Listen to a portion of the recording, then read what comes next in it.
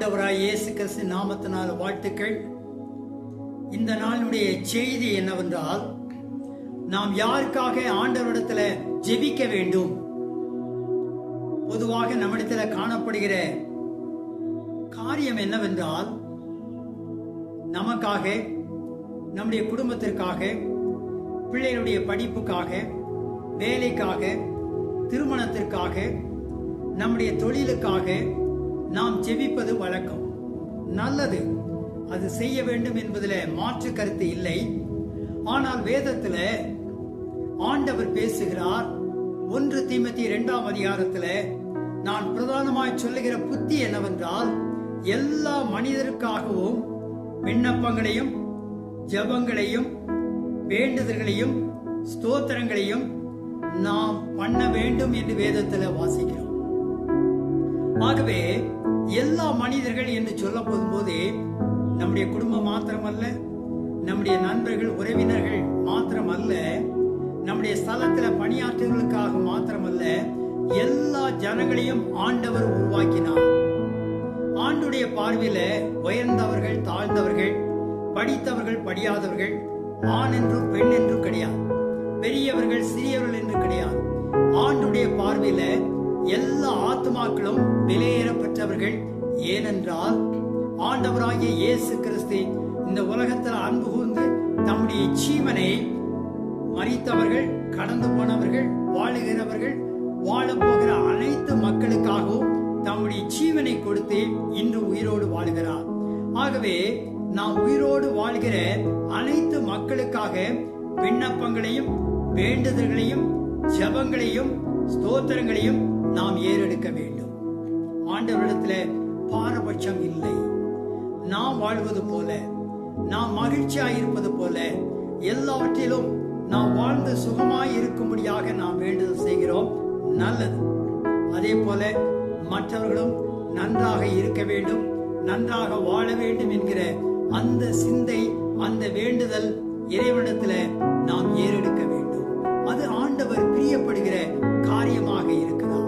அடுத்ததாக சொல்லும் போது, நாம் எல்லா பக்தியோடும் நல் ஒழுக்கத்தோடும் கலகம் இல்லாமல் அமைதியுள்ள வாழ்க்கை நடத்தும்படிக்கு நாம் மாத்திரம் குடும்பத்தில் நல்லா இருந்தால் போதும். நம்முடைய குடும்பம் நன்றாக இருக்க வேண்டும். குடும்பம் நன்றாக இருக்கும்போது சமுதாயம் நன்றாக இருக்கும். சமுதாயம் நன்றாக இருக்கும்போது தேசம் நன்றாக இருக்கும். ஆகவே ஆளுகை செய்கிறவர்கள் தேசங்களிலே இருக்கிறார்கள், நாட்டிலே இருக்கிறார்கள். இங்கே சொல்லப்படுகிற சத்தியம் வசனம் என்னவென்றால், நாம் எல்லா பக்தியோடும் நல்லொழுக்கத்தோடும் கலகமில்லாமல் அமைதியாக வாழும்படி நான் மாத்திரம், என்னுடைய குடும்பம் மாத்திரம் பாதுகாப்பாய் இருக்க வேண்டும் என்று நினைத்தால் அது முடியாது.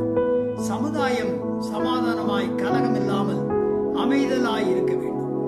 நாம் பக்தியோடு வாழ வேண்டுமானால் நம்முடைய சுற்றுப்புறங்கள், வாழ்கிற மக்கள், சமுதாயம், நம்முடைய நாடு, தேசத்துல வாழ்கிற அனைத்து மக்களும் நன்றாக வாழ்ந்தால்தான் நாமும் அந்த சமுதாயத்தில் வாழ்கிற நாமும் நம்முடைய குடும்பமும் வளம் பெற்று அமைதலாய் பக்தியோடும் கலகமில்லாமல் வாழலாம். ஆகவே வேதம் சொல்லுகிறது, நாம் எல்லா பக்தியோடும் நல்லொழுக்கத்தோடும் கலகமில்லாமல் அமைதியுள்ள வாழ்க்கை நடத்தும்படி நம்மை ஆளுகிற ராஜாக்கள், இந்த நாட்களில பிரைம் மினிஸ்டர், மந்திரிமார்கள், முதன் மந்திரி, நம்மை ஆளுகிற மந்திரிமார்கள் நாட்டிலே இருக்கிறார்கள். அது மாத்திரமல்ல, எல்லா அதிகாரங்களுக்காக தாசில்தார், கலெக்டர், ஆர்டிஓ, போலீஸ் அதிகாரிகள், அங்கே முனிசிபாலிட்டியில இருக்கிற தலைவர்கள், கவுன்சிலர், அதிகாரம் படைத்தவர்கள், சட்டங்களை நிறைவேற்றுகிறவர்கள், எம்எல்ஏஸ், எம்பிஸ், இவர்களுக்காக நாம் ஜெபிக்க வேண்டியது அவசியமாக இருக்கிறது. ஏனென்றால் இவர்களுக்காக, அதிகாரத்தில் இருக்கிறவர்களுக்காக, ஆளுகை செய்கிறவர்களுக்காக நாம் ஜெபிக்கும் போது ஆண்டவர் அவருடைய இருதயங்களை ஆண்டவர் திருப்புகிறார். அவர்கள் ஜனங்களை ஆளும்படியான ஞானத்தை அவர்களுக்கு கொடுக்கிறார். பாரபட்சம் இல்லாமல் ஜனங்களை நடத்தும்படியாக, சட்டங்களை ஏற்றும்படியாக, மக்களுக்கு வேண்டிய நலத்திட்டங்களை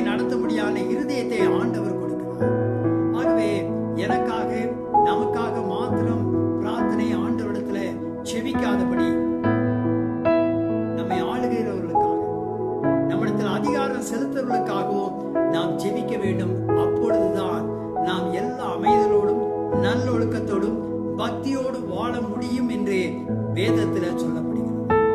ஆகவே ஒரு தனிப்பட்ட மனிதன் மாத்திரம் ஒழுங்காக சீராக இருப்பதனால வாழ்வதனால மாத்திரம் அந்த சமுதாயம் மாத்திரம் சிறப்படைய முடியாது. முழு சமுதாயமும் சிறப்படைய வேண்டுமானால் அவர்களை ஆளுகிற அரசு சரியான நிர்வாகம் பெற வேண்டுமானால் நாம் ஆண்டவரிடத்துல நாம் பிரார்த்தனை செய்ய வேண்டும். இது என்ன சொல்லப்படுகிறது? இவ்விதமாக பிற மனிதர்களுக்காக ஜெபிக்கும் போது நம்மை ஆளுகிற அங்கே அதிகாரிகளுக்காக, மந்திரிமார்களுக்காக, சட்டங்களை ஏற்றுகிற எம்எல்ஏ எம்பிஸ்க்காக நாம் ஜெபிக்கும் போதே நாடு வளம் பெறும், பாதுகாக்கப்படும். இப்படி செய்வதனால வேதம் சொல்கிறது, நம்முடைய கர்த்தராகிய இயேசுவுக்கு முன்பதாக இது நன்மையும் பிரியுமாய் இருக்கிறது. எல்லா மனிதர்களுக்காக, நம்மை பிடித்தவர்களோ பிடியாது,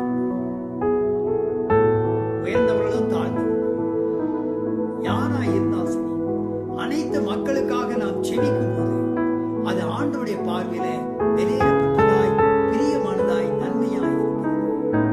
நிச்சயமாகவே பிற மனிதர்களுக்காகவும் ஜெபிக்க வேண்டும்.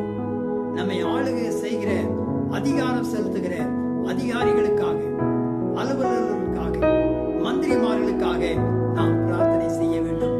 இது நன்மையும் இது தேவனுடைய பார்வையில பிரியமாய் இருக்கிறது என்று வேதத்தில் அருமையான தேவ ஜனமே, நாம் இதுவரை நமக்காக, நம்முடைய பிள்ளைகளுக்காக, நம்முடைய தேவைகளுக்காக, நம்முடைய சுகத்திற்காக, போராட்டத்திற்காக நாம் ஜெபித்திருக்கிறோம். நல்லது, தொடர்ந்து செய்யலாம். ஆனால் பிறருக்காக நாம் ஜெபிக்கிறோம். கஷ்டப்படுகிறோம், வருத்தத்தில் இருக்கிறவர்கள், கர்ப்பவதிகள், பயணத்தில் இருக்கிறவர்கள், தேவனே நீர் பாதுகாத்து குணமாகும், காப்பாற்றும் என்று ஜெபிக்கும் போதே இது தேவனுடைய பார்வையில நன்மையும் பிரியமுள்ளதாக இருக்கிறது. கண்டிப்பாக நம்மை ஆளுகிற ஆளுமைகளுக்காக, மந்திரிமார்களுக்காக, அதிகாரிகளுக்காக ஜெபிக்க வேண்டும். இது தேவன், இதை அவர் நம்மிடத்தில் எதிர்பார்க்கிறார். இது தேவனுடைய பார்வையில பிரியமும் அது நன்மையாய் இருக்கிறது. வேதம் சொல்றது, எல்லா மனிதர்களும் சாதாரண மனிதர்களாய் இருந்தால் சரி, நாமாக பிறராக ஆளுகை செய்வர்களாய், படித்தவர்களாய் படியாதவர்களாய் இருந்தால் சரி, எல்லா மனிதர்களும் தங்களுடைய வாழ்க்கையில விடுதலை பெற வேண்டும் என்று, ரட்சிக்கப்பட வேண்டும் என்று, பாவ வாழ்க்கையிலிருந்து விடுபட வேண்டும் என்று தேவன் விரும்புகிறார். வேதம் சொல்லுகிறது, ஒருவரும் கெட்டு போவதே தேவனுடைய சித்தம் அல்ல, அவர்கள் மனம் திரும்பி பிழைப்பதல்லவோ எனக்கு பிரியம் என்று ஆண்டவர் சொல்கிறார். ஆகவே தேவனுடைய பார்வையில எல்லாரும் நல்லா இருக்க வேண்டும், தேவனுடைய நித்திய வாழ்வை பெற வேண்டும் என்று ஆண்டவராகிய இயேசு கிறிஸ்து மூலமாய் விரும்புகிறார்.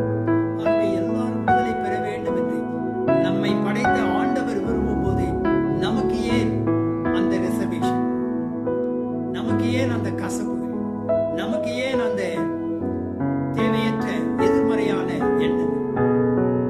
ஆண்டவர் பரந்த மனப்பான்மையோடு எல்லாரையும் நேசிக்கும் போது, எல்லாரும் மனம் திரும்ப வேண்டும் என்று விரும்பும் போது நாம் விரும்பலாமே.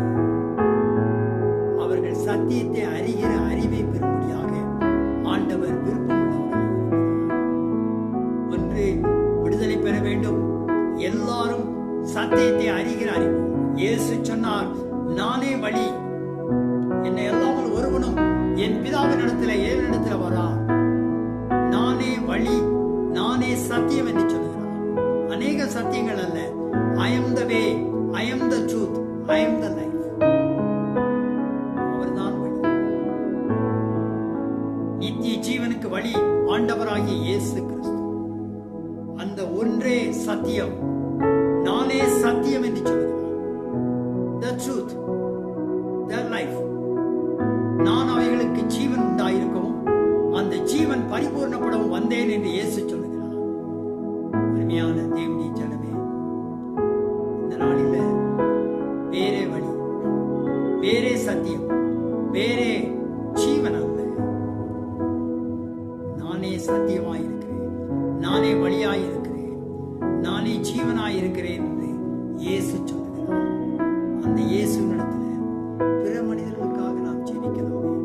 நம்மை விரோதிக்கிறவர்கள், பகைக்கிறவர்கள், நம்மை ஆளுகை செய்கிறவர்கள், நம்மை நேசிக்கிறவர்களுக்காக நாம் ஜெபிக்கலாம். ஜெபிக்கும்போது அது ஆண்டுடைய பார்வையில அது நன்மையாக, பிரீதியாக இருக்கிறது. யோபு என்கிற பக்தன் பலவற்றை இழந்து தன்னுடைய சரீர சுகத்தையும் குடும்பத்தையும் இழந்து நிற்கிற வேளையில, சொத்துக்களை இழந்து நிற்கிற வேளையில, கடைசியில தன்னுடைய நண்பர்களுக்காக யோபு என்கிற பக்தன் ஜெபித்த போது ஆண்டவர் அவனுடைய சிறையிருப்பை மாற்றி இரட்டத்தனையாக ஆண்டவர் அவனை ஆசீர்வதித்தார். 2 மடங்காக அவனுடைய வாழ்க்கை, இழந்த எல்லாவற்றையும் அவன் பெற்றுக்கொண்டான். பிறருக்காக நாம் ஜெபிக்கலாமே, பிறரை நேசிக்கலாமே. இது ஆண்டவருடைய பார்வையில பிரீதியாக, நன்மையாக இருக்கிறது. எல்லா ஜனங்களும் ஆண்டவரை அறியும்படியாக ஆண்டவர் விரும்புகிறார். நாம் ஜெபிக்கலாமா? எங்கள் அன்பின் ஆண்டவரே, இதுவரைக்கும் நாங்கள் எங்களுக்காக, எங்களுடைய தேவைகளுக்காக, குடும்பத்திற்காக, பிள்ளைகளுக்காக ஜெபித்தது உண்டு, நல்லது. அவ்விதமாக தொடர்ந்து ஜெபிக்கலாம். ஆனால் அந்த வேண்டுதலோடும் விண்ணப்பத்தோடும் நன்றியோடும் ஜெபத்தோடும் பிறருக்காக நீர் பாரபட்சம் இல்லாதபடிக்கு எங்களை நேசிக்கிறவர்கள், எங்களை விரோதிக்கிறவர்கள், ஆண்டவரே நன்மை செய்கிறவர்கள், எங்களை ஆளுகை செய்கிற தேசத்திலே இருக்கிற, நாட்டிலே இருக்கிற தலைவர்களுக்காக, அதிகாரிகளுக்காக நாங்கள் ஜெபிக்கிறோம். நீதியோடும் நேர்மையோடும் ஜனத்தை நடத்தும்படியான கிருபை தார். அவர்களுக்கு வேண்டிய ஞானத்தையும் வழிநடத்தலையும் நீ கட்டளையிடும்படியாக ஜெபிக்கிறோம். உமக்கே நன்றிகளையும் துதிகளையும் எடுக்கிறோம். ஆண்டவராகிய இயேசு கிறிஸ்து மூலம் ஜெபிக்கிறோம் நல்ல பிதாவே, ஆமென். நம்முடைய கர்த்தராகிய இயேசுவின் கிருபையும் பிதாவுடைய அன்பும் பரிசுத்த ஆவியானுடைய ஐக்கியமும் சந்தோஷமும் சமாதானமும் நம் அனைவரோடும், அனைத்து மக்களோடும், ஜெபிக்கிறோம் இன்றும் என்று சதா காலம் இருப்பதாக. ஆமென். God bless you. ஆண்டவராகிய இயேசு கிறிஸ்துவின் அன்பை பரப்ப லைக், ஷேர், சப்ஸ்கிரைப் பண்ணுங்கள்.